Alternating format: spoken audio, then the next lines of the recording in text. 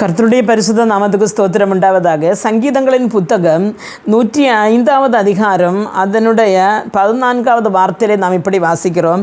அவர்களை ஒடுக்கும்படி ஒருவருக்கு இடம் கொடாமல் அவர்கள் நிமித்தம் ராஜாக்களை கடிந்து கொண்டு என்று காணப்படுகிறது. அருமையான இவருடைய பிள்ளைகளே, இஸ்ரவேல் ஜனங்களை வனாந்திரத்தில் கூட ஆண்டவர் நடத்தி வந்தார். அப்போ வனாந்திரத்தில் கூட நடத்தி கொண்டு வரும்பொழுது சுற்றும் இருந்த ராஜாக்கள் அவர்களை ஒடுக்காதபடி அல்ல யுத்தத்தில் மேற்கொள்ளாதபடி என்றும் இவர்களுக்கு காவலாக இருந்து அவர்களை கடிந்து கொண்டு அவர்களுக்கு ஆண்டவர் ஜெயத்தை கொடுக்காமல் தன்னுடைய சொந்த ஜனத்தை ஜெயமாய் நடத்தி வந்தார்.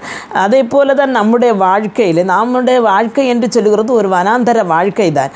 அப்படி என்று சொன்னால் வனாந்தர வாழ்க்கை நம்ம எங்கேன்னு இல்லாமல் போய்கொண்டிருக்கிற ஒரு யாத்திரை.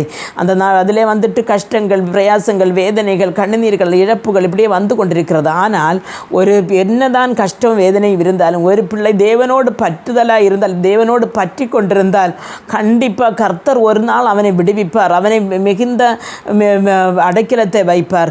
சுற்றும் இருக்கிறவர்கள் இவர்களுக்கு விரோதமாக ஏதாவது செய்யணும்னு நினைத்தா கூட அவர்களை என்ன செய்வார், கடிந்து கொண்டு இவர்களை காப்பாற்றி வழி நடத்துவார் என்று சொல்லி இந்த வசனம் சொல்லுகிறது. அருமையான தேவனுடைய பிள்ளைகளே, அதனால் என்ன அருமையான என்னை அவர்கள் நான் இன்றைக்கு இழைத்து போயிருக்கிறேன், என்னுடைய பலன் நற்று போனது, என்னுடைய பணம் குறைந்து போனது, என்னுடைய ஆள் பலன் குறைந்து போனது, அடுத்தவர்கள் என் சத்துரு என்னை மேற்கொள்வானோ என்று நீங்கள் கவலைப்பட்டிருக்க வேண்டாம். அவர்கள் மேற்கொள்ளாதபடி உங்களை ஜெயமாய் இந்த மறுபூமி வாழ்க்கையில் நடத்தி சென்று கானானிலே இஸ்ரவேலர்களை சேர்த்தது போல பரலோகத்தில் சேர்க்க கர்த்தர் வல்லமையுள்ளவராக காத்திருக்கிறார்.